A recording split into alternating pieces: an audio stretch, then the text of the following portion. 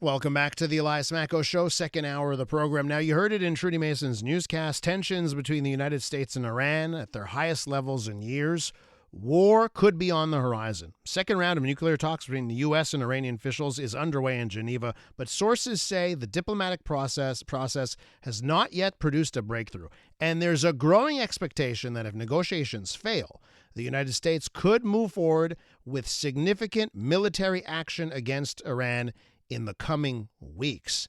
Now, any such operation would likely be far larger than the recent precision strikes seen elsewhere from the U.S. administration. Let's talk a little bit more about this with Kyle Matthews. He is co-founder and executive director of the Montreal Institute for Global Security, and he's on the line. Kyle, welcome back to the show.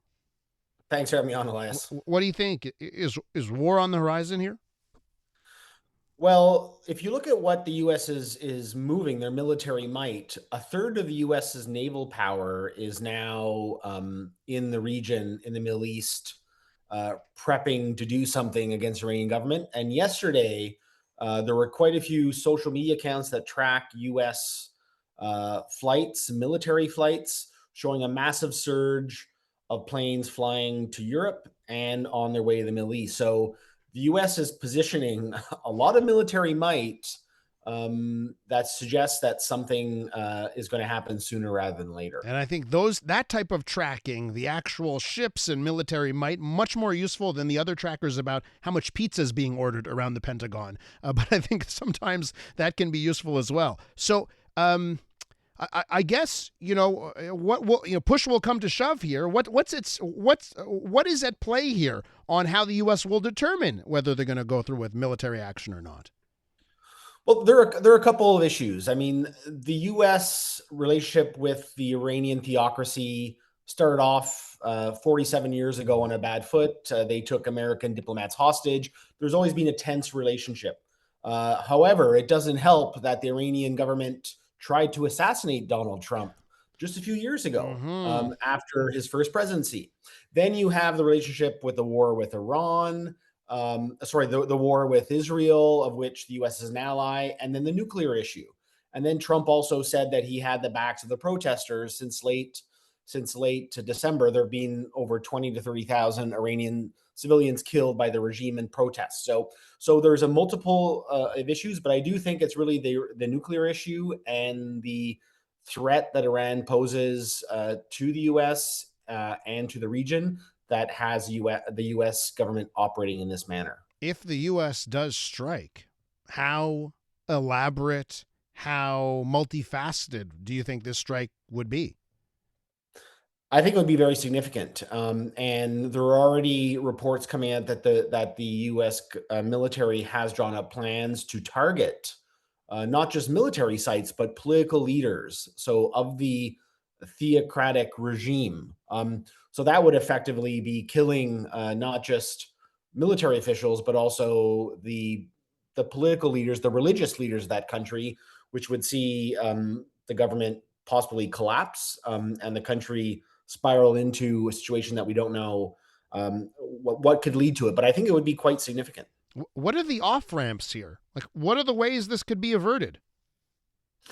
Well, the Wall Street Journal just has an article that came out this morning saying that that the Iranian are not meeting the core demands of the Americans, which is really to decommission their nuclear program. And so I think that's the off ramp. But the thing that people forget about Iran, it's a theocracy. They believe they've been given orders from God to carry out their mission, their Islamic revolution, and they don't act like a traditional government. They believe that they're acting on behalf of God, and they're also quite fanatical. So yeah. Can I ask you if has that been prior to the Trump administration, one or two, or version 1 or version 2?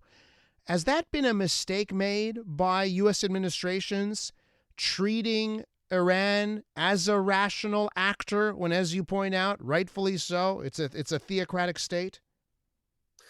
Yeah, I think so. I think, some of the past, diplomatic overtures to Iran has tried to curtail their behavior, but not realizing that they're fanatic in their mission. And we saw them assist in killing 600,000 people in Syria during the civil war, arm all sorts of extremist groups, Hezbollah, Hamas, and others, carry out attacks globally, and also draw up plans to not just target Donald Trump, but also our former Justice Minister, Erwin Kotler, who's in Montreal and is still under police protection. So it's not quite a regime that we should see through a democratic lens, let's just say. Now, the Trump administration, when they have acted in other places, it seems like Trump is adverse to boots on the ground. You know, you can count the presence inside the country on a military action in Venezuela in minutes, not days or weeks. So in this situation, can you do it that way?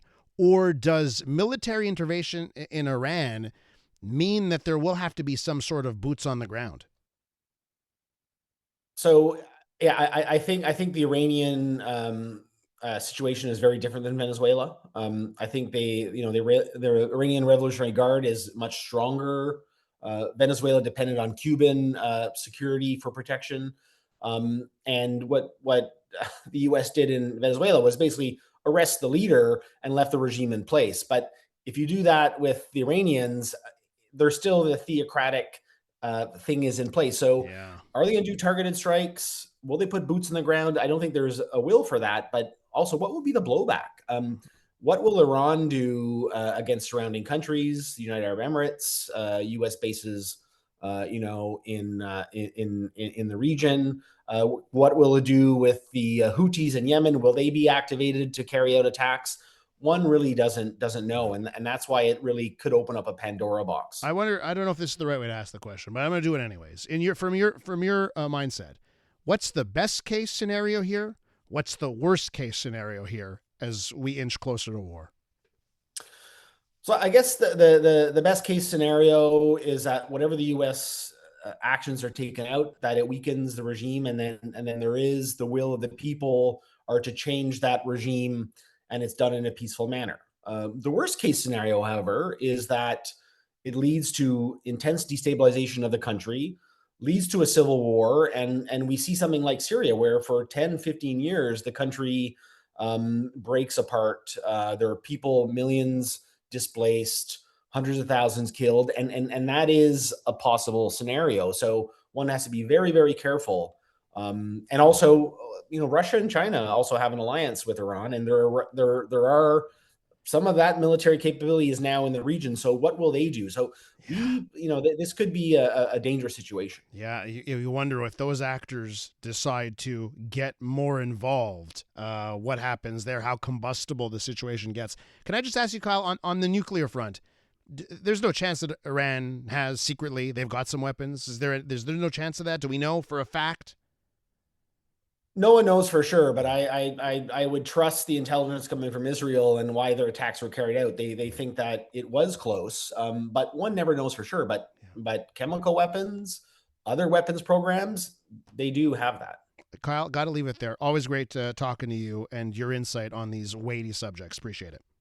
Thanks for having me on. Kyle Matthews, co-founder, executive director of the Montreal Institute for Global Security. I'm Dylan Playfair. And I'm Tyler Smith. We're putting loneliness in the penalty box by talking to some of our favorite athletes about the importance of friendship. This is Bromance. Bromance is brought to you by Charm Diamond Centers, proudly Canadian-owned and operated. Charm has been part of your love stories and bromances for over 50 years. And you can find Bromance on the iHeartRadio network or wherever you get your podcasts.